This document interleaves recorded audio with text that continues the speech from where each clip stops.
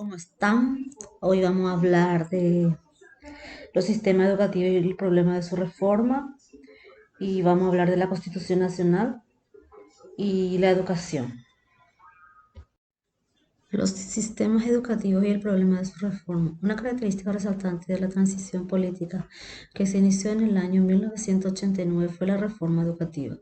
A diferencia de la mayoría de los países de la región que en las últimas décadas han puesto en marcha procesos de reforma educacional, en caso paraguayo se distingue por darse dicha iniciativa con el trasfondo de un largo ciclo autoritario. En tal contexto, la idea de la democratización tuvo una presencia gravitante tanto en la construcción de un nuevo sistema educativo como el papel central que la sociedad atribuyó a la educación en el sentido de fortalecer el proceso de institucionalización democrática y la formación de una nueva ciudadanía. De ese orden, uno de los ejes centrales de la reforma educativa paraguaya ha sido el de la educación en valores, la que refleja con claridad su objetivo de afianzamiento de una cultura democrática y de una capacidad para asumir con suficiente competencia los requerimientos que surgen de la creciente globalización. De ese orden, la reforma paraguaya insiste en igual medida en lograr una educación que permita que cada ciudadano adquiera la competencia para insertarse al cambiante y complejo mundo del trabajo. Casi al final del milenio, el Paraguay se encontró ante una situación histórica imprevista y singular: el abrupto desmoronamiento del régimen de autoritarismo totalitario que imperó en el país por más de medio siglo. En ese sentido, la transición democrática, expresión con la que se identifica el periodo que arranca con el viraje político producido en febrero de 1989, se constituyó en un hito histórico a partir del cual se desencadena una onda de cambios en cuanto al funcionamiento del Estado, el manejo del aparato gubernamental y los niveles de la participación ciudadana en las cuestiones públicas, el carácter de las instituciones y lo que se presenta como un elemento distintivo de este cambio de sentido que experimenta la política paraguaya es, por una parte, la toma de conciencia que adquiere una inmensa mayoría de la ciudadanía en cuanto a estar viviendo una etapa verdaderamente excepcional, y por otra, la decidida voluntad de gestar una etapa de profundas transformaciones de la sociedad paraguaya. A diferencia de otras transiciones políticas acaecidas en época reciente en América Latina y que acabaron con los regímenes militares autoritarios, tal como ha sido el caso de Brasil, Argentina, Chile y Uruguay, por mencionar los ejemplos más cercanos, el proceso que se dio en el Paraguay tuvo rasgos y derivaciones muy diferentes al proceso político y social de estos otros países que igualmente soportaron el agobio de severas dictaduras. Es que en los países mencionados, por contar previamente con una tradición democrática, cualquiera haya sido el grado de institucionalización alcanzada, las transiciones que se dieron tuvieron más bien el carácter de verdaderas restauraciones. Contrariamente, en lo que respecta al Paraguay, el proceso de la transición se presenta con todas las características, limitaciones y dificultades propias de un intento de instauración o construcción institucional.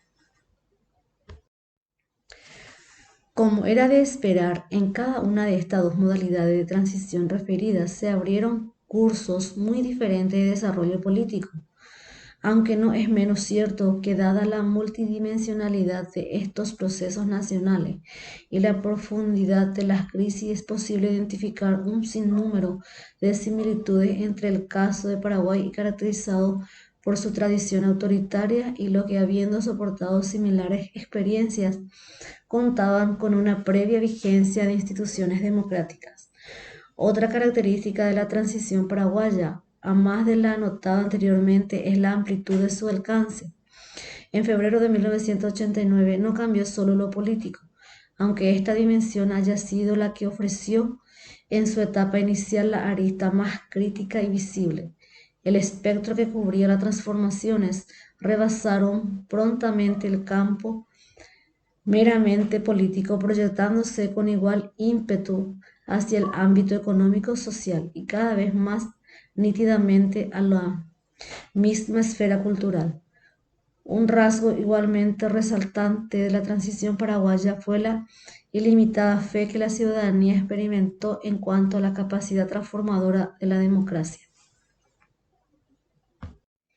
Los cambios educativos en la transición. Un hecho notable de la transición a la democracia fue que la misma contó desde su inicio con una propuesta de transformación profunda e inmediata del sistema educativo legado por el régimen autoritario. En rigor, en su origen, el planteamiento de la necesidad de una reforma educativa fue precedida por un categórico rechazo del aparato educativo montado y controlado desde los ámbitos políticos partidarios del poder. Tal rechazo se expresó por el masivo movimiento de descalificación surgido en el seno de las organizaciones no gubernamentales, la prensa, los docentes, hasta entonces excluidos o marginados por el oficialismo, la dirigencia de la emergente democracia, padres, etc. En un plano más concreto, las descalificaciones y objeciones eran de muy diversos índole, aunque el énfasis se centraba fundamentalmente en la excesiva partidización, el prebendarismo y la primacía de la lealtad partidaria o la militancia como mérito para acceder a los cargos educativos, sea de orden docente o administrativo. La utilización de la militancia partidaria como requisito y mérito para usufructuar una posición de seguridad y privilegio en el ejercicio de la docencia y el mantenimiento de una carrera en el magisterio fue un importante factor de discriminación que afectaba a quienes, habiendo accedido al desempeño de tal actividad, no siendo simpatizante o afiliado al partido oficial, debían soportar extremas restricciones, inseguridad y censuras. El objetivo de creación de este nuevo organismo fue una respuesta a dos exigencias principales, sostenidas con creciente vigor por la ciudadanía y gran parte de la comunidad educativa. Una, la de iniciar el proceso de reforma educativa, y la otra, el requerimiento de que figuras confiables y democráticas se hicieran cargo de tal responsabilidad.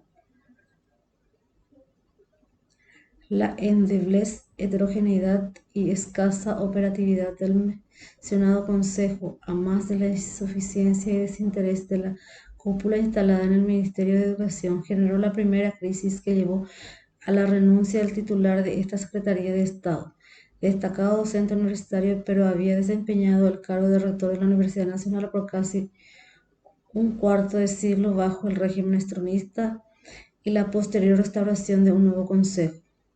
Este nuevo organismo, el Consejo Asesor de la Reforma Educativa, fue integrada con 12 miembros y en definitiva fue el que marcó el rumbo y nivel de la reforma educativa aún en pleno proceso de ejecución.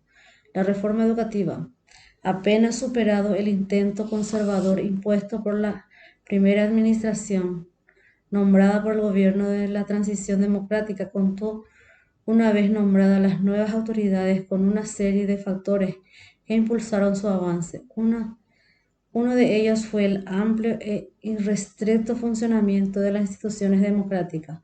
En tal contexto se generó un escenario propicio en el que emergió las condiciones necesarias para una libre circulación de la información y fundamentalmente el surgimiento de un incipiente clima crítico, como es de suponer. El paulatino pero firme arraigo de una actitud crítica se constituyó en un componente central para encarar con realismo y comprensividad la realidad educativa y sus condicionamientos externos. Los principales autores de la reforma educativa. Desde 1991 la reforma educativa se ha venido desarrollando con continuidad, aunque con periódicos altibajos. En su transcurso son varios los autores que participaron en la misma, con diferentes grados de intensidad, sentido y aportes. La identificación de tales autores, sus características e intereses revisten una singular importancia en el curso que adquirió la reforma educativa. Su ritmo de progresión y grado de profundización, asimismo, identifica muchas de las causas de la relativa lentitud de su avance y sus mismas posibilidades de continuidad. la Constitución Nacional de 1992 y la educación. Los artículos 73 al 80 de la Constitución Nacional del Paraguay hacen referencia al marco jurídico general en el que se sustenta la política educativa paraguaya. En el artículo 73 se sostiene que toda persona tiene derecho a la educación integral y permanente y que los fines de la educación son el desarrollo pleno de la personalidad humana y la promoción de la libertad y la paz, la justicia social, la solidaridad, la cooperación y la integración de los pueblos, el respeto a los derechos humanos y a los principios democráticos, la afirmación del compromiso con la patria, de la identidad cultural, la formación intelectual, moral y cívica, así como la eliminación de los contenidos educativos de carácter discriminatorio.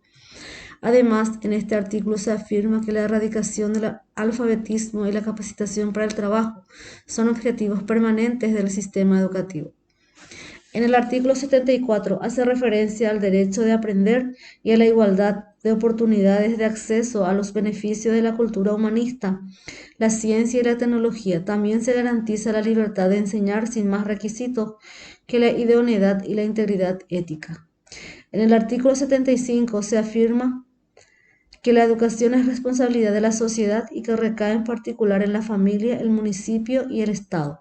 Además, el Estado promoverá programas de complemento nutricional y suministro de útiles para alumnos de escasos recursos.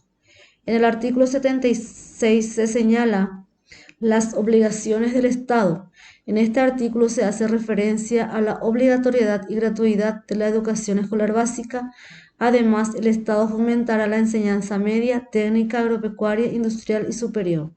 El artículo 77 hace referencia a la enseñanza de la lengua materna, afirmando que en los comienzos del proceso escolar se realizará la enseñanza en la lengua oficial materna del niño. Los siguientes artículos se refieren a la educación técnica. Artículo 78. A las universidades e institutos superiores, artículo 79. Y a los fondos para becas y ayudas, artículo 80. Es también destacable el artículo 85, en el que se expresa que los recursos destinados a la educación en el presupuesto general de la Nación no serán inferiores al 20% del total asignado a la Administración Central, excluido de préstamos y las donaciones. Para realizar el trabajo práctico, lea bien el material.